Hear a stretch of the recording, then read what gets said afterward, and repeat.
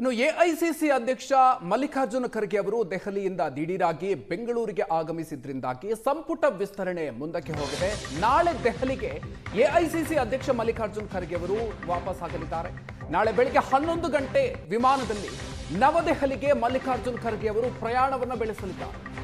ನಾಳೆಯೇ ಸಂಪುಟದ ವಿಚಾರವಾಗಿ ಹೈಕಮಾಂಡ್ ಮಟ್ಟದಲ್ಲಿ ಸಭೆ ನಡೆಸುವಂತ ಸಾಧ್ಯತೆ ಇದೆ. ಹೊಸಬರು ಹಾಗೂ ಹಿರಿಯರು ಎಷ್ಟರ ಪ್ರಮಾಣದಲ್ಲಿ ಇರಬೇಕು, ಹೈಕಮಾಂಡ್ ಮಟ್ಟದಲ್ಲಿ ಚರ್ಚೆಯಾಗುತ್ತೆ. ಸಂಪುಟ ಪಟ್ಟಿ ರಚನೆಗೆ ಸೂತ್ರವನ್ನ ಹೈಕಮಾಂಡ್ ಹೆಣೆಯಲಿದೆ. ಸಾಕಷ್ಟು ಸಮಯಗಳಿಂದ ಚರ್ಚೆಯಲ್ಲಿರುವಂತಹ ವಿಚಾರ. ಈಗಾಗಲೇ ಸಂಪುಟ ವಿಸ್ತರಣೆಗೆ ಸಂಬಂಧಪಟ್ಟಂತೆ ಸಾಕಷ್ಟು ಪ್ರಶ್ನೆಗಳು ಇದೆ. ಯಾರಿಗೆಲ್ಲ ಅವಕಾಶ ಸಿಗಬೇಕು, ಒತ್ತಡಗಳು ಹೆಚ್ಚಾಗ್ತಾ ಇದೆ.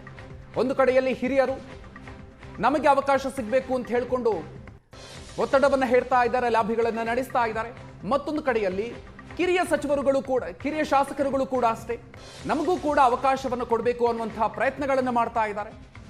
ಈ ನಿಟ್ಟಿನಲ್ಲಿ ಈಗ ಹೈಕಮಾಂಡ್ ಮಟ್ಟದಲ್ಲಿ ಸಾಕಷ್ಟು ಬೆಳವಣಿಗೆಗಳು ನಡೀತಾ ಇದೆ. ಒಂದು ಕಡೆಯಲ್ಲಿ ರಾಹುಲ್ ಗಾಂಧಿಯವರು 60-40 ಅನುಪಾತದಲ್ಲಿ ಯುವಕರಿಗೆ ಹಾಗೂ ಹಿರಿಯರಿಗೆ ಅವಕಾಶವನ್ನ ಕೊಡಬೇಕು ಅನ್ನುವಂಥ ಸೂಚನೆಯನ್ನು ಕೊಟ್ಟಿದ್ದಾರೆ ಅನ್ನುವಂಥ ಮಾಹಿತಿಗಳು ಕೂಡ ಬರ್ತಾ ಇದೆ. ಸಂಪುಟ ವಿಸ್ತರಣೆಯ ಬಗ್ಗೆ ಚರ್ಚೆ ಆಗಿದೆ ಅನ್ನುವಂಥ ಮಾತನ್ನ ಮುಖ್ಯಮಂತ್ರಿ ಡಿಕೆ ಶಿವಕುಮಾರ್ ಹೇಳಿದ್ದಾರೆ. ಎಐಸಿಸಿ ಅಧ್ಯಕ್ಷ ಮಲ್ಲಿಕಾರ್ಜುನ ಖರ್ಗೆ ನಾಳೆ ದೆಹಲಿಗೆ ಬರ್ತಾರೆ. ಖರ್ಗೆ ಯಾವಾಗ ಹೇಳ್ತಾರೆ ಆವಾಗ ದೆಹಲಿಗೆ ಬರ್ತೀನಿ ಅನ್ನುವಂಥ ಮಾತನ್ನ ಮುಖ್ಯಮಂತ್ರಿಗಳು ಹೇಳಿದ್ದಾರೆ. ಸಂಪುಟ ವಿಸ್ತರಣೆಗೆ ಈಗಾಗಲೇ ತಯಾರಿಯನ್ನು ಮಾಡಿಕೊಂಡಿದ್ದೀನಿ. ದೆಹಲಿಯಲ್ಲಿ ಸಂಪುಟದ ಬಗ್ಗೆ ಮುಖ್ಯಮಂತ್ರಿ ಡಿಕೆ ಶಿವಕುಮಾರ್ ಹೇಳಿಕೆ ಕೊಟ್ಟಿದ್ದಾರೆ. ಸಚಿವ ಸಂಪುಟಕ್ಕೆ ಬಂದಿದ್ದೀವಿ, ಚರ್ಚೆ ಮಾಡಿದ್ದೀವಿ. ಡೆಲ್ಲಿ ಅವರು ಏನು ಹೇಳಬೇಕು ನನಗೆ ಹೇಳಿದ್ದಾರೆ. ಇವತ್ತು ಖರ್ಗೆ ಸಾಹೇಬರು ಇಲ್ಲ, ಅವರು ನಾಳೆ ಬರ್ತಾರೆ. ಬಂದ ಮೇಲೆ ಏನು ತೀರ್ಮಾನ ಮಾಡ್ತಾರೆ, ಹೈಕಮಾಂಡ್ ಏನು ಮಾಡ್ತಾರೆ, ನಾವೆಲ್ಲ ನಮ್ಮ ಅಭಿಪ್ರಾಯಗಳನ್ನೆಲ್ಲ ತಿಳಿಸಿದ್ದೀವಿ. ಅವರೇನು ಮಾರ್ಗದರ್ಶನ ಕೊಡಬೇಕು ಕೊಟ್ಟಿದ್ದಾರೆ. ಅವ್ರು ಯಾವಾಗ ಹೇಳ್ತಾರೋ ನಾನು ಸಿದ್ಧತೆ ಮಾಡ್ಕೊಂಡಿದ್ದೀನಿ.